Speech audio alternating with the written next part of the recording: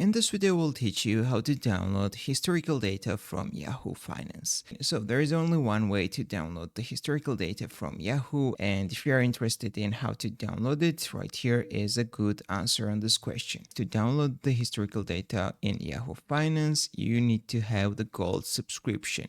So if you have a Gold subscription, you may download historical data as a CSV file to be used offline, which you can open in Excel or a similar program. If the data requested is beyond the range of historical prices available through Yahoo Finance, all available data within the range is displayed. Historical prices usually don't go back earlier than 1970.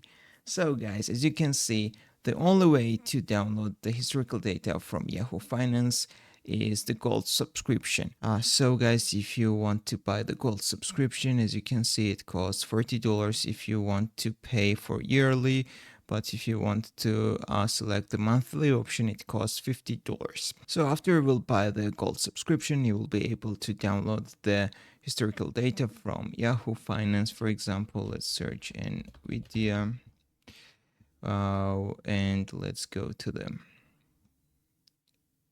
historical data in the left menu, and if you buy the Gold subscription, this download button will be available to you. As you can see, it's recommending me to buy the Gold subscription to download this data, guys. So that's all I wanted to show you. If this video was helpful for you, don't forget to click the like button and don't forget to subscribe.